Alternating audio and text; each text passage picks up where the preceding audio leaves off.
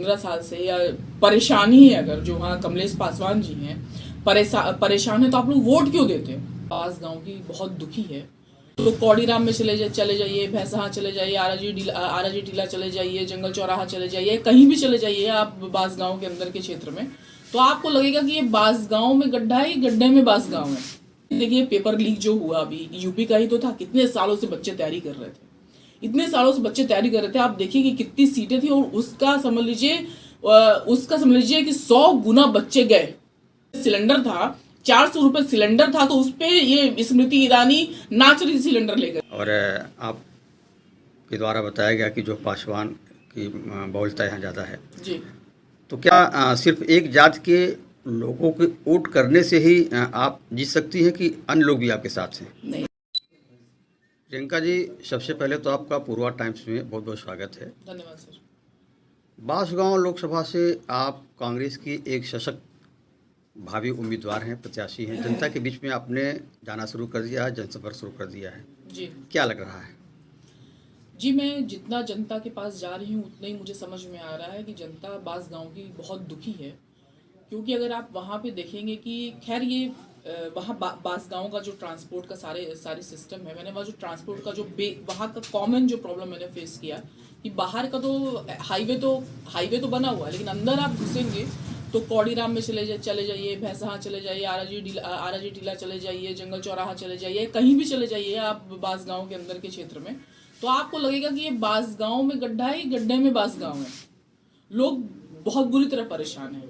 और जैसे ये सरकार आई हुई थी कि हम 2 करोड़ नौकरियां देंगे, तो ये 2 करोड़ नौकरियां के अब पीएसयू ही सबसे जो मिडिल क्लास होते हैं, जो मिडिल क्लास हैं, जो अभी सरकार पे निर्भर है, जिनको जरूरत है, अभी गरीब वंचित समाज के लोग हैं जिनको जरूरत है कि सरकार। और देखिए लोकतंत्र का मतलब ही क्या है? लोकतंत्र का मतलब ये है कि आम जनता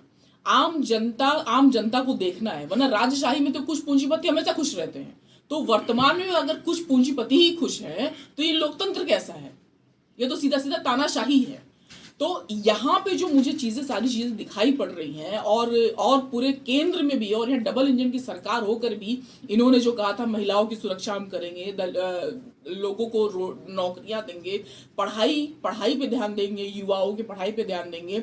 और अभी देखिए पेपर लीक जो हुआ अभी यूपी का ही तो था, कितने सालों से बच्चे तैयारी कर रहे थे, इतने सालों से बच्चे तैयारी कर रहे थे। आप देखिए कि कितनी सीटें थी और उसका समझ लीजिए कि 100 गुना बच्चे गए 100 गुना वहां एग्जाम देने के लिए, और क्या हुआ? Paper leak. तो और इस पेपर लीक का मतलब क्या है? मतलब सरकार आखिर जब आवेदन किया जाता है तो बच्चों से कुछ फीस ली जाती है, मिनिमम फीस ली जाती है। तो ये लोग फीस ले लेके करोड़ रुपए तो ये लोग घोटाला कर रहे हैं। एक तरह से देखिए ये स्कैम है जो ये बीजेपी सरकार कर रही है, ये स्कैम कर रही है कि पैसा तो ले लेते हैं बच्चों से ये लोग आवेदन के नाम पे, और वहां तक बच्चे पहुंचे उसके पहले पेपर लीक। तो इसका मतलब क्या है? इसका मतलब सीधे सीधे है युवाओं को धोखा दे रहे हैं। जिस मुद्दे पे ये आए थे कि हम 2 करोड़ नौकरी, महंगाई, 400 रुपए सिलेंडर था, तो उस पे ये स्मृति ईरानी नाच रही सिलेंडर लेकर के। आज 1200 रुपए सिलेंडर हो गया, तो उस पे अब इनका ज्यादा महंगा नहीं है। प्रियंका जी, हम चर्चा कर रहे थे, बेसिकली लोकसभा का चुनाव सन्निकट है, जी, होने वाला है। आप एक सशक्त उम्मीदवार हैं कांग्रेस पार्टी की बांसगांव लोकसभा से। जी, अभी आप बांसगांव में गई और कह रही कि गड्ढे में बांसगांव गड्ढे में है, यह मतलब सोचने वाली विषय है। जी। जनता के बीच में आप जा रही हैं, जनता का कितना स्नेह और समर्थन आपको मिल रहा है? देखिए जनता का स्नेह और समर्थन बहुत अच्छा मिल रहा है, क्योंकि मैंने वहाँ पे लोगों से यही पूछा कि भाई एक बात बताइए, अगर आप लोग 15 साल से या परेशानी है, अगर जो वहाँ कमलेश पासवान जी हैं परेशान है, तो आप लोग वोट क्यों देते हैं? तो वो यही बोलते हैं कि भाई हमारे पास दीदी कोई विकल्प नहीं है, कि कोई विकल्प यूं नहीं है कि हमारे क्योंकि वो पासी बहुल इलाका है, कोई विकल्प यूं नहीं है कि हमारे पास कोई अच्छा कैंडिडेट आए तो हम अगर नहीं दें तो भी समझे जाते हैं कि हम लोगों ने उन्हीं को वोट दिया, तो इससे अच्छा दे दो वोट, बिरादरी के नाम पे वोट दे दो। तो उनके पास कोई विकल्प नहीं है। तो उन्हीं जनता ने ही मेरा उत्साह बढ़ाया कि आप दीदी जाइए, आप निकलिए। चूंकि मैं समाज सेविका हूँ, और राजनीति ऐसा नहीं है कि राजनीति मेरा प्रोफेशन है। ये मेरा कोई प्रोफेशन नहीं है। ये जो जनता मुझे बोल रही है, लोग मुझे कह रहे हैं कि दीदी आप आइए, और मैं बिल्कुल मानती हूँ कि राजनीति में आकर के और बेहतर रूप से समाज सेवा की जा सकती है, क्योंकि उसमें एक पावर मिल जाता है, लोगों की बात रखने का आपको मौका मिल जाता है, एक सदन में उनका बात उठाने का मौका मिल जाता है। तो एक बहुत अच्छा माध्यम है, प्लेटफॉर्म है लोगों की सेवा करने का राजनीति। तो उनके लोगों के कहने से, उनके स्नेह और प्यार की वजह से मैं राजनीति में मैंने कदम रखा है।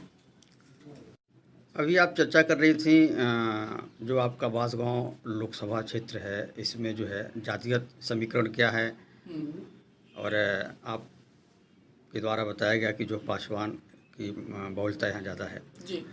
तो क्या सिर्फ एक जात के लोगों के वोट करने से ही आप जीत सकती हैं कि अन्य लोग भी आपके साथ हैं? नहीं, देखिए यही चीज़ थोड़ा सा सोचने वाली बात है। देखिए पासी बहुल इलाका तो है वो, लेकिन वहाँ पे पिछड़े दूसरे नंबर पे हैं। पहले नंबर पे एससी कम्युनिटी है, दूसरे नंबर पे पिछड़े हैं, तीसरे नंबर पे सर्वर हैं, और चौथे नंबर पे अन्य हैं, मतलब मुस्लिम कम्युनिटी और लोग हैं। तो इन सबके सहयोग के साथ ही ये होगा। और आपको क्या लगता है, ब्राह्मण जो कम्युनिटी है, सर्वर कम्युनिटी, इनसे खुश है क्या भाई? क्या उसमें गरीब लोग नहीं है? जो इन लोगों ने अग्निवीर की योजना चलाई हुई है, उसमें क्या ये नेताओं के और बिजनेसमैन के बेटे जाकर खड़े होते हैं?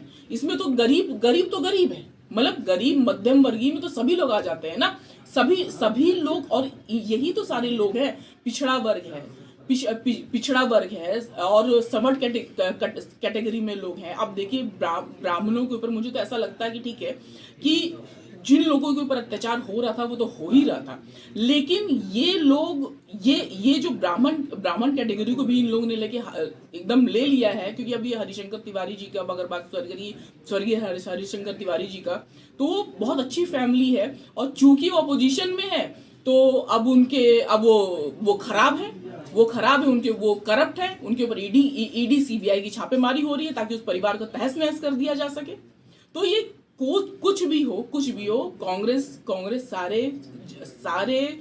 सारे जाति धर्म लोगों को लेके साथ चलती है, जो लोकतांत्रिक और बाकी सारे जाति धर्म के लोग, जो भी मैंने आपको बताया, SC ST, फिर ओबीसी दूसरे नंबर पे, तीसरे नंबर पे सवर्ण है, और चौथे नंबर पे तो ये सवर्ण कैटेगरी है, और जो अलग हैं मुस्लिम कम्युनिटी हैं और ओबीसी कम्युनिटी हैं। तो देखिए आजकल ये सबकी बात करती है कांग्रेस।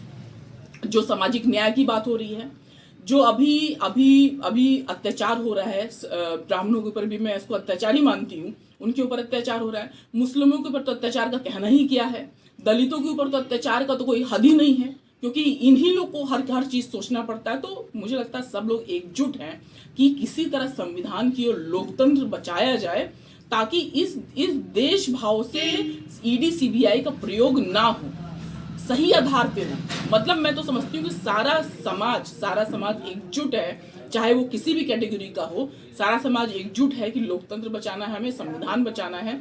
और ये बिल्कुल ये कांग्रेस पार्टी और सपा गठबंधन जो इंडिया अलायंस है, ये हम लोग इस चीज को करेंगे, और लोकतंत्र और संविधान बचाने के लिए हम लोग पूरी तरह हम लोग कोशिश करेंगे। माननीय सोनिया गांधी जी ने लिख के भी दिया कि अब इसको, आपका बहुमत का सरकार है, इसको पास करवाइए। उसके बाद इन्होंने नारी वंदना के नाम पे इन्होंने इसको पास किया, दोनों जगह पे पास किया। वो भी बोल दिया कि 10 साल के बाद देंगे। तो समझ लीजिए सब इनका एक जुमला है, एक लॉलीपॉप है, आज तक यही होता है। और पूरी जनता को ये लोग हिंदू मुस्लिम में उलझा के रखना चाहते हैं, ताकि जनता बेरोजगारी, महंगाई, इन सब चीज़ों पे बात ना करे। चलते चलते एक सवाल और प्रियंका जी, आप एक सीनियर सोशल रिफॉर्मर हैं, सीनियर सोशल वर्कर हैं, लोकसभा बांसगांव की जनता से क्या अपील करेंगी, उनको क्या संदेश देंगी? देखिए लोकसभा जो बांसगांव की जनता है, वहाँ के लोग बाकी बहुत समझदार हैं और बहुत ही ज़्यादा परेशान है। वर्तमान जो नेतृत्व है कमलेश पासवान जी का, मैं तो सीधा नाम लूंगी, क्योंकि कोई डर नहीं है, क्योंकि उन्होंने जनता के लिए कुछ नहीं किया है। और वहाँ पे देखिए, एक बात चीज में बोलना नहीं चाहिए, लेकिन जो इंसान अपने लिए न्याय नहीं ले पाता है, अगर आप पता चलेगा उनके ऊपर कई हमले हुए थे कमलेश जी पे, वो अपने लिए न्याय नहीं ले पाए तो जनता को क्या न्याय देंगे? उनकी डबल इंजन की सरकार है।